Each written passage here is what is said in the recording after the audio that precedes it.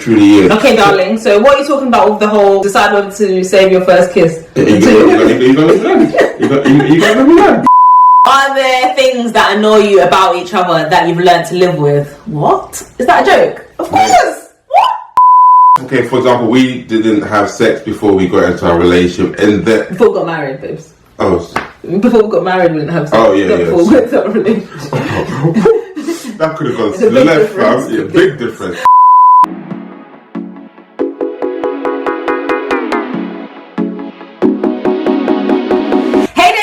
Hey Deku Fam. Welcome back to our channel. Welcome back. So it's part 2 of our comeback Q&A. Yeah. We asked you guys on Instagram to ask us some questions, and we did part 1 where we were talking about like general stuff. Yeah, more like personal questions that people had about us, so we just answered that. These are more specific towards relationships and just general other stuff, so we just thought we'd group it in this video. Yeah, so hopefully you enjoy. So the first question, how has marriage been so far? Oh, that's a good question.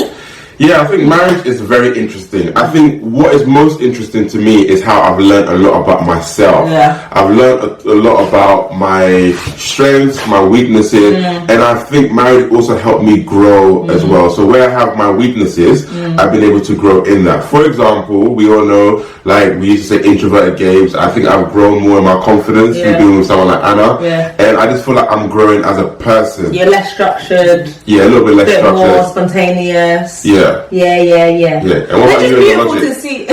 Yeah, actually, you know, for me, I can imagine what my life would have been like without Gabes. Yeah. Honestly, we've come across those people, and I was like, this would have been you. Yeah, no, you think you have me in your life? Like, wow, okay, all right, then glory to you.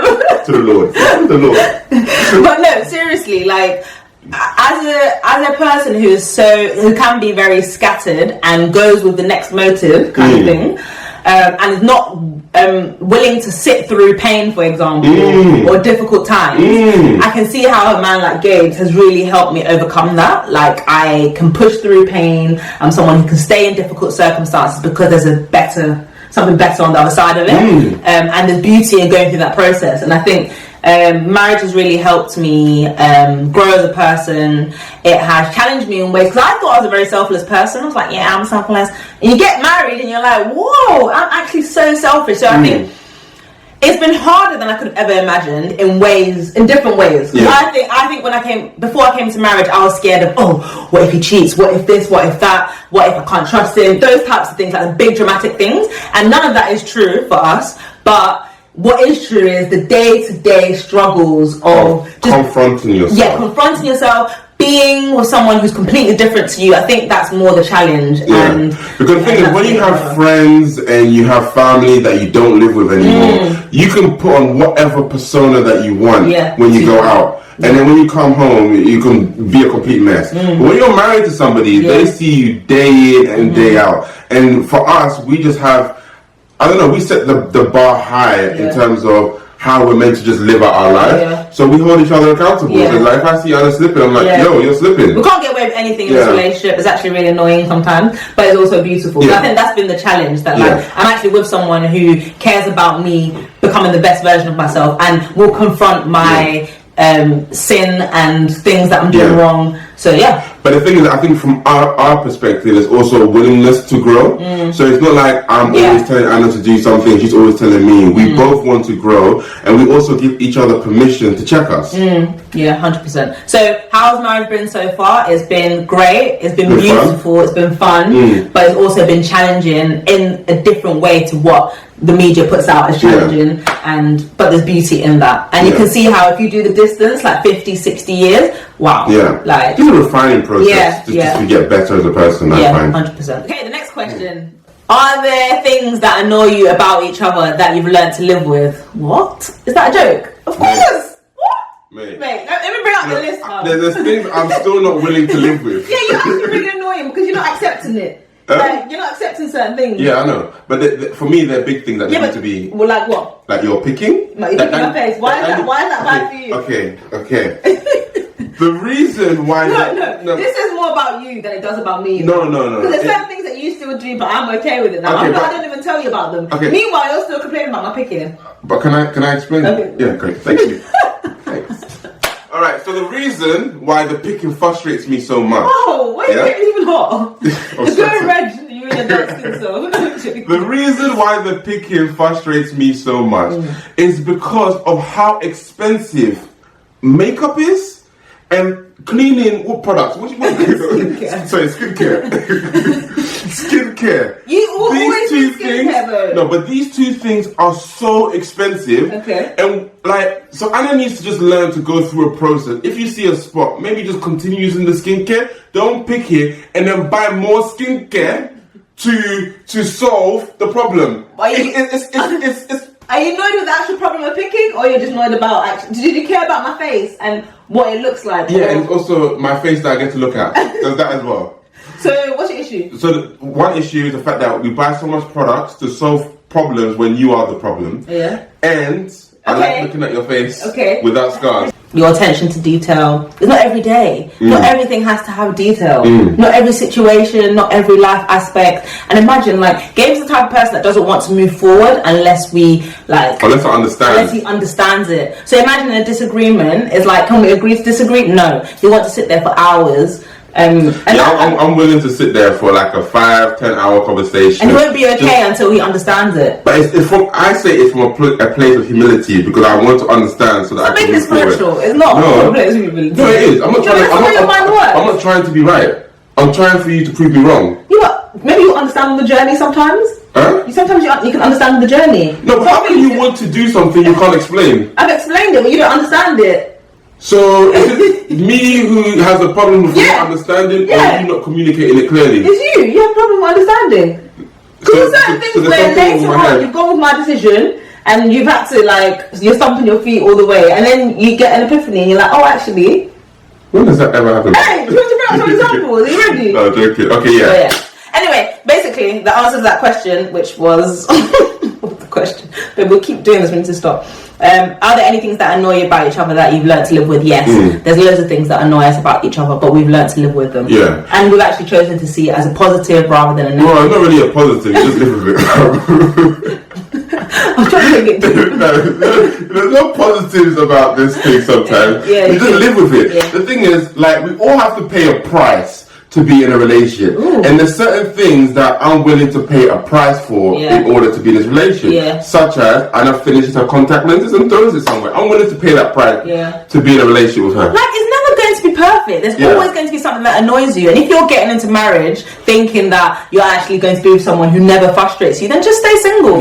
How do you sort out misunderstandings when they occur? So for me, I like to sit in it and talk it through. We do communicate a lot. And we try to understand each other a lot. So there's the pre. So we're not that reactive in the sense that we have a lot of conversations just about life generally. So we understand each other. So when something happens, we know where we're coming from. So there's not like, we don't take it personally and stuff like that. But when we do find ourselves in a situation when something arises, we just try to remove the person from the situation and just talk about what's going on.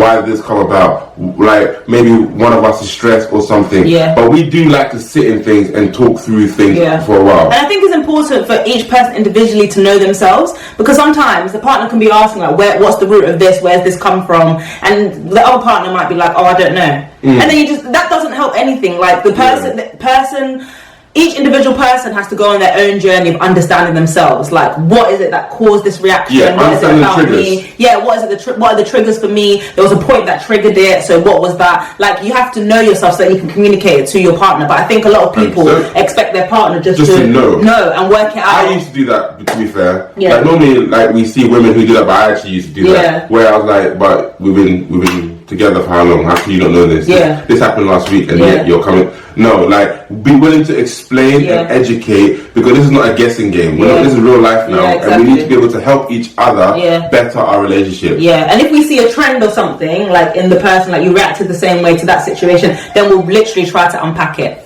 We've got delivery. So as I was getting the delivery, I just also realized regarding this question, we also have good friends that we can talk to. I think sometimes when we're butting heads, we might reach out to a friend or just and ask them how do they cope with the situation. Maybe get a third party. Sometimes, like Anna has a really good friend, Cece. she kind of thinks like me. She's a little bit more logical. So sometimes she might be there, and then we might just talk it in a three-way conversation, and then she might be able to explain it from my perspective, but obviously as a woman she might be able to explain it to Anna, and that helps, you know. I think multiple perspectives are good sometimes. If you've got wise counsel, like even elders or like people peers, people who have been doing it longer, all of that stuff, like reach out to whoever. It's like, how bad do you actually want to solve the problem in your relationship? Pride is not going to help your relationship, not at all, seriously. And we all have pride at the end of the day, but we have to kill it for the sake of greater good, seriously. So yeah, that's us. How do you grow in your faith individually and as a couple? I think just growing our faith, we find that community helps a lot.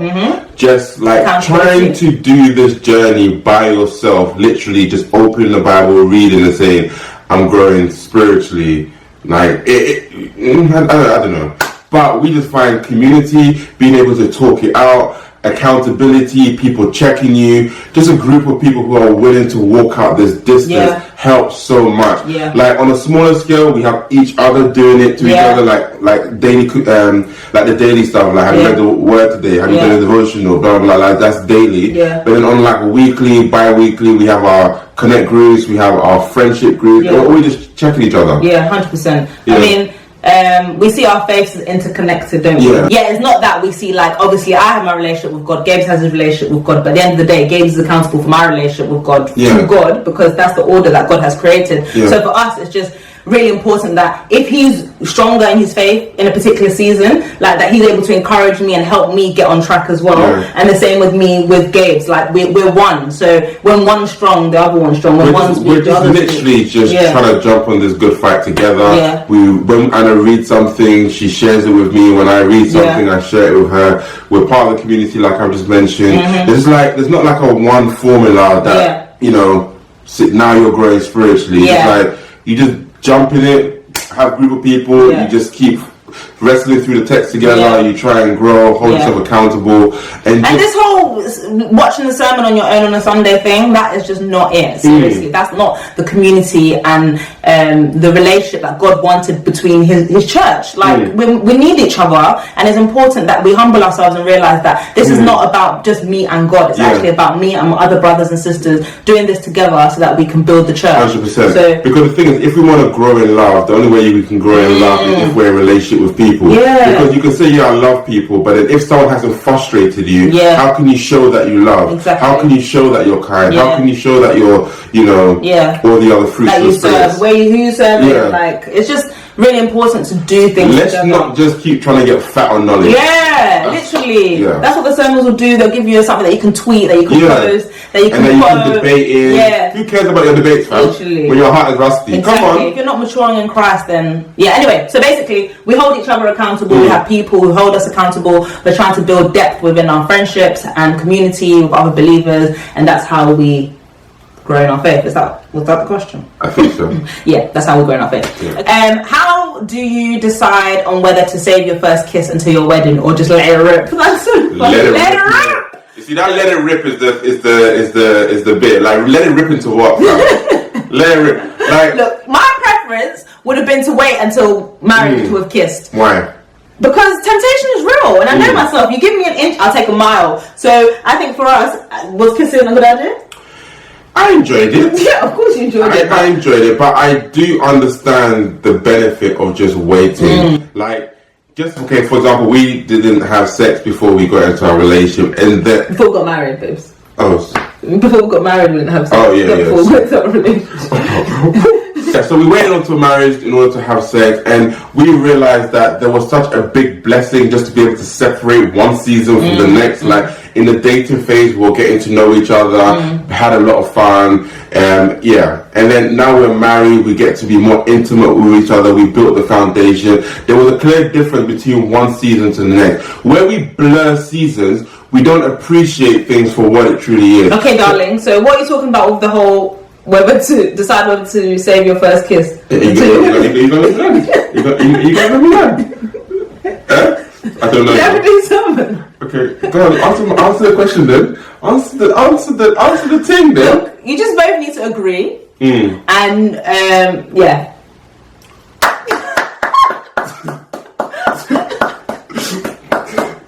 what I'm just basically saying is that sometimes it's just nice to have a clear difference so that you can appreciate something for what it is. If you just have What's your advice to them? Oh, the advice to them is, if it's leading you to sin, then kiss is not a good idea. But there's no harm in waiting, because you will appreciate it more in the next season. Great, thanks, baby. Tips for visiting your boyfriend's family. Yeah. Ooh. So, okay, go on. No, go on. Okay, so I would say, like, when you go in, it might be like you're fake, but you have to really try and adopt the culture, because you are going by yourself into a different environment. Yeah. So go and adopt. If they bow.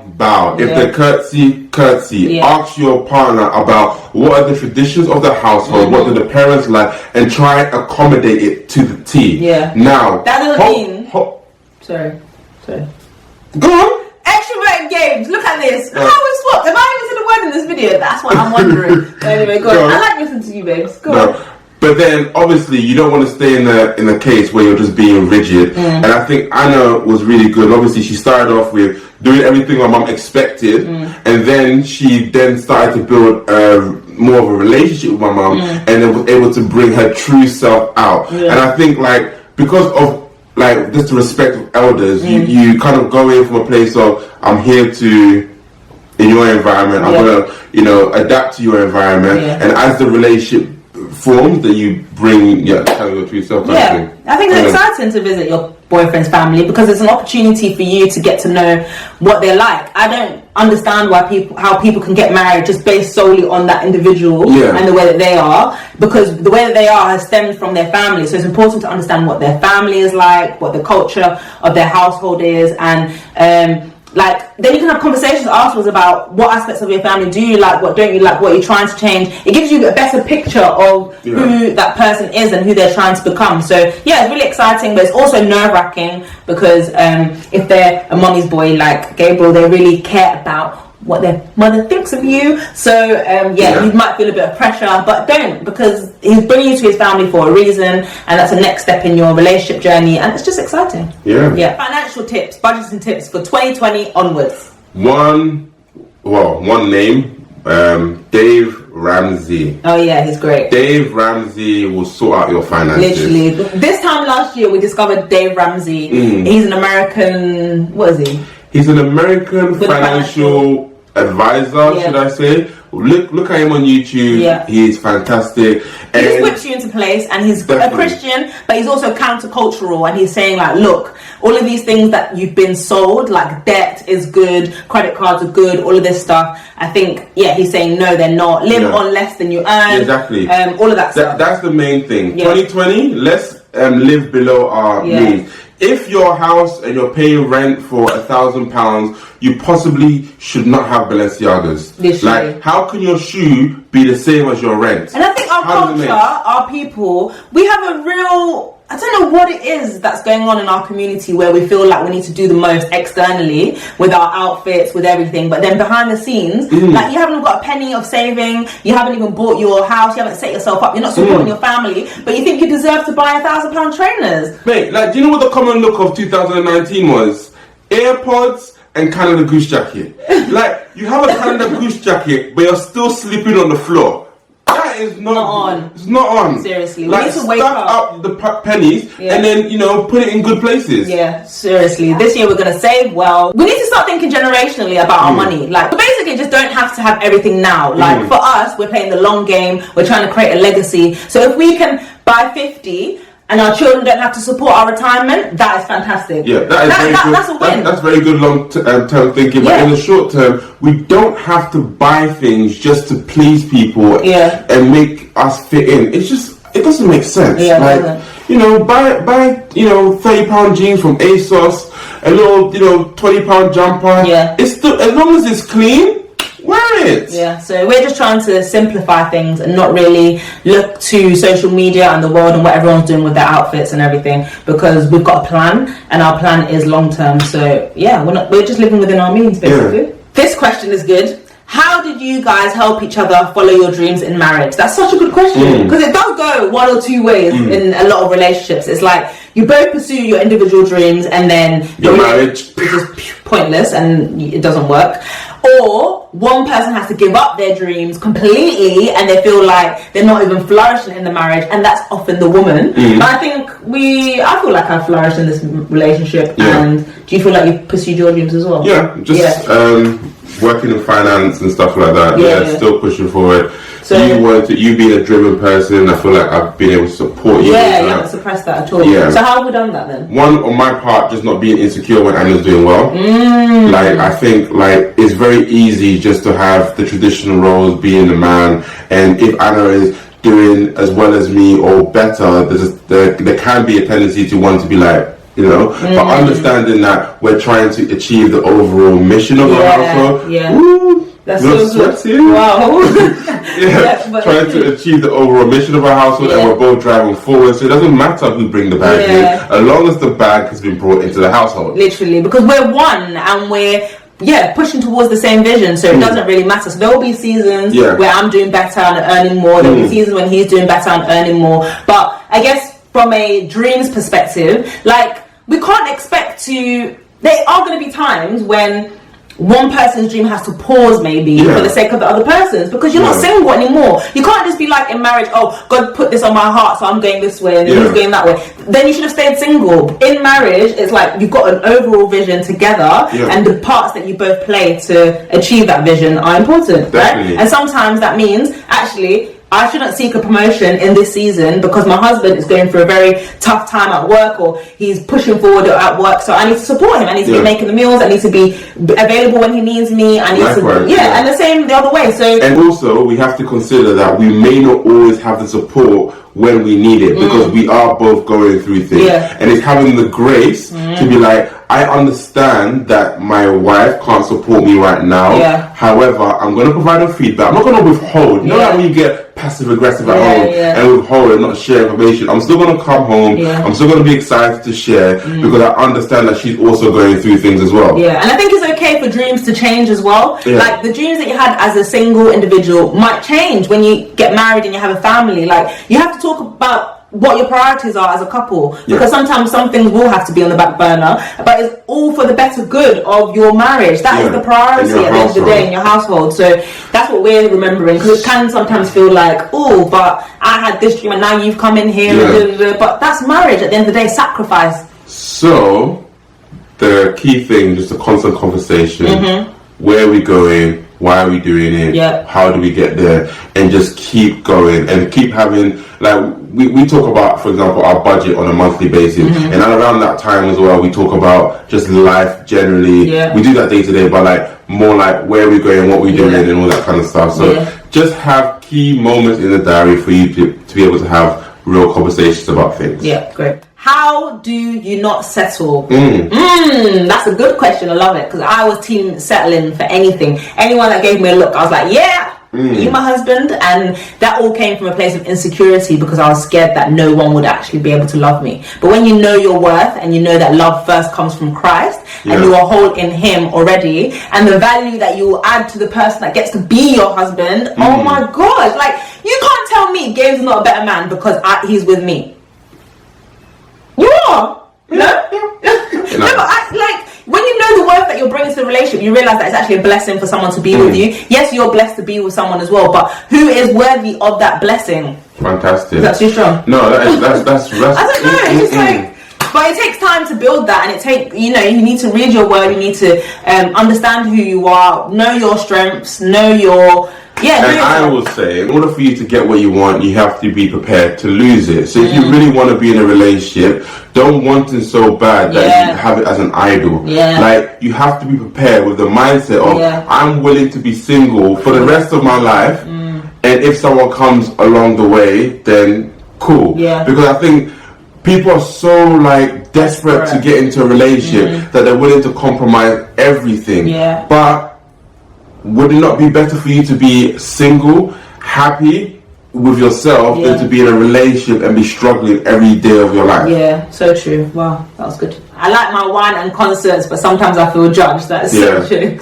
I think Christians are like, like the Pharisees used to do. They have one thing, like the Bible says, do not get drunk. And they're like, do not drink. Yeah. Like, they always lift the bar of what you're supposed to do. And that's not biblical at all. You can't keep adding layers and layers and layers and layers and layers over what the Bible says. You can actually have a glass of wine. Obviously don't get drunk and stuff. And if you're feeling a sense of judgment, maybe you have a people-pleasing tendency. And you can also look at your own heart and how are you really trying to be pleasing people and stuff? Because you can have. I don't like a little glass of wine from time to time. She doesn't get drunk when we go out to dinners. She'll have a sip of wine or so. I don't really like wine, but I have a cocktail. I know, a bit of a girly drinker, but I don't care.